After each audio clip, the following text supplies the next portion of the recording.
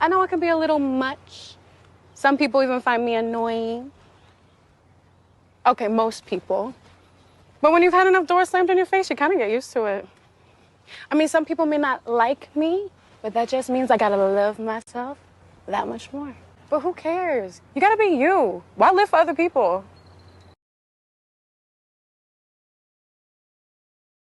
I see how hard you're trying, and I don't think that you give yourself enough credit. So, in case you needed to hear this today, I just wanted to tell you that first off, you're amazing. And I don't know what you're going through or what you're overcoming, and to be completely honest, it's none of my business. But I just wanted to tell you that I'm proud of you. Because despite everything, you're still here. And I'm lucky enough that I got to spend this minute of your life with you, so thank you for that. And thank you for being you. You deserve to be happy, to feel heard, to feel safe, to unapologetically express yourself as children do. I'm sorry if anyone led you to believe anything differently.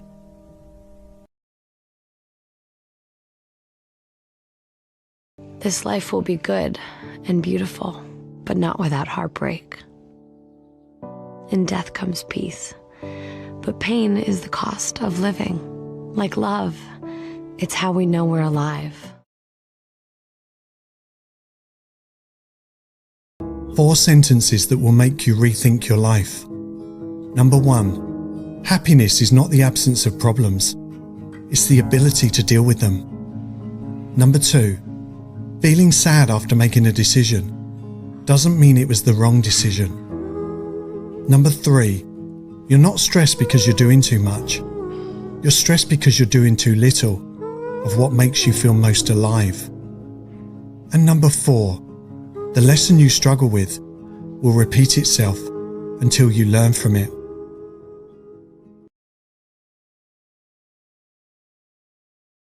If you forgive a person, but you hang on to the anger, the pain, and the hurt, and you say you forgave the person, then you don't understand what forgiveness really is. Forgiveness is not for the other person, it's for you.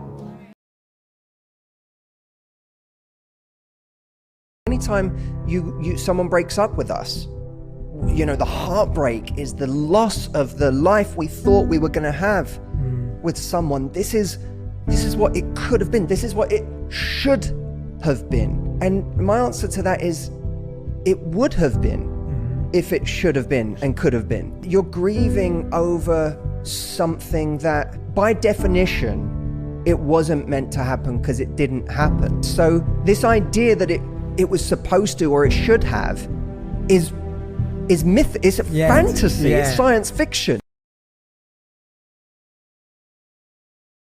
I talk to so many women in my personal consultations, and they're smart, intelligent, educated, motivated, attractive, caring, empathetic, nurturing, everything you would want in a partner. And they have all these wonderful characteristics about themselves, but they're anchored down by a relationship that neglects them, that doesn't serve them. They're obsessed, fixated, and driving themselves to extreme lengths to appease a negative individual. And they try to validate themselves with this man's attention, but he's not giving them any. And I ask them, why? Why do you do this? And they tell me, I love him. I can't help it. I love this man. I'll do anything for him. And what I want you to understand from this situation and from these situations is love cannot exist in its truest form without respect, without loyalty, without trust, and without commitment. Because without these 4 things, love is just lust. You're not in a relationship, you're in a situationship. And everything that you're experiencing is just your emotions lying to you. You must understand that you must place these 4 values of respect, loyalty, commitment, and trust before anything when it comes to a relationship.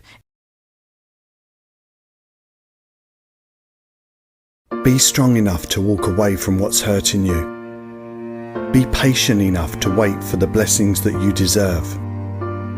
And always remember, your current situation is not your final destination. The best is yet to come.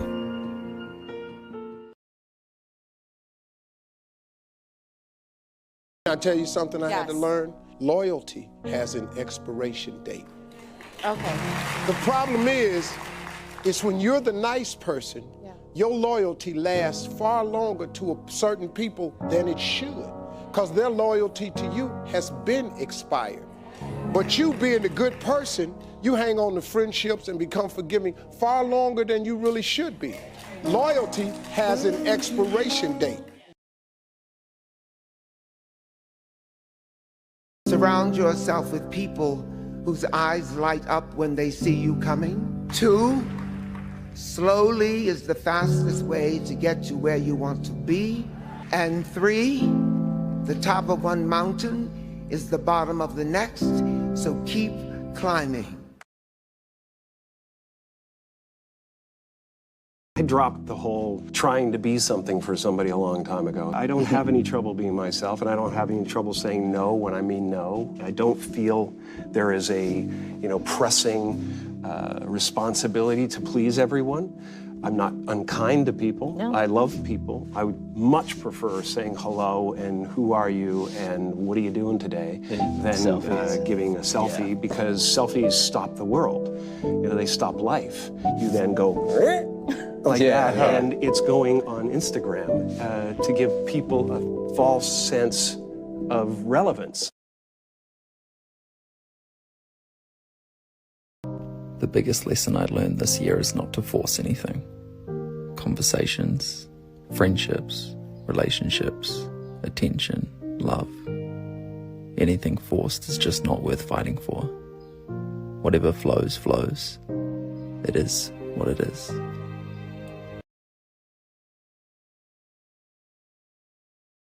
I don't think people understand how much strength it takes to pull your own self out of an anxiety attack or a panic attack. So if you've done that lately, or ever, I'm proud of you.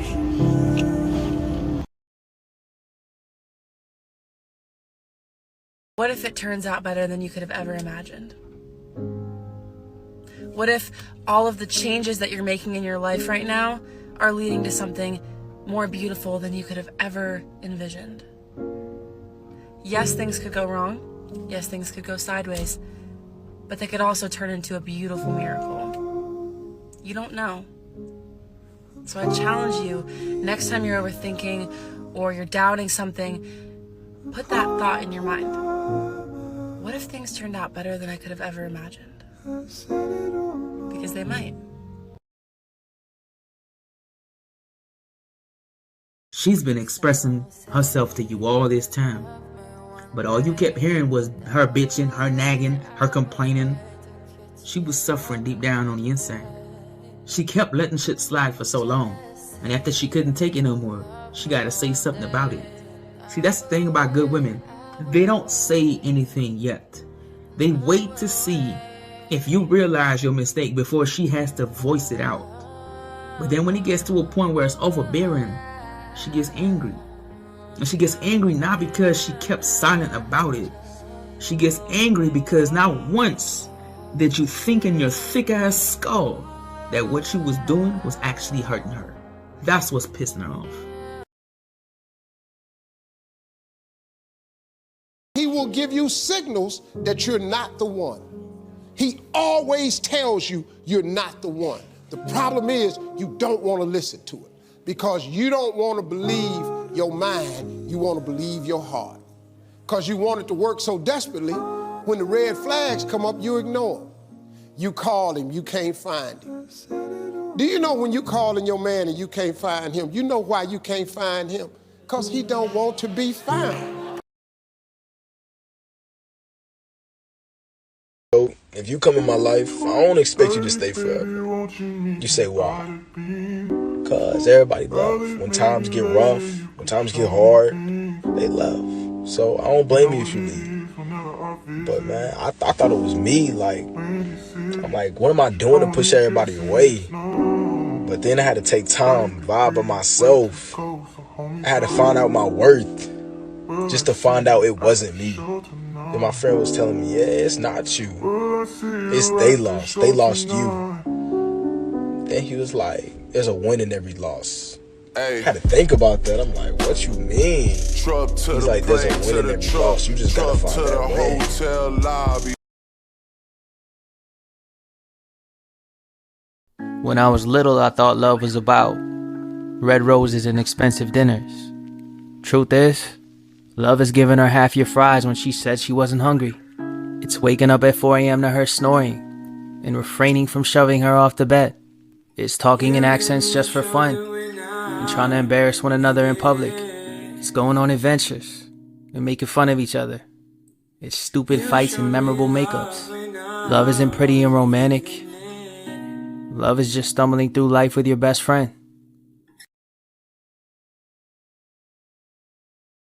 If the man goes from texting you all the time, taking you out consistently, calling you, but suddenly he's now too busy, right? He doesn't call you, he doesn't text you as much, he doesn't take you out as much. His feelings have changed. Nobody is too busy to call or to see someone. Nobody. Ever, right? If they like you, they will find a way to be with you. They say a man that wants to be with you will move mountains to be with you.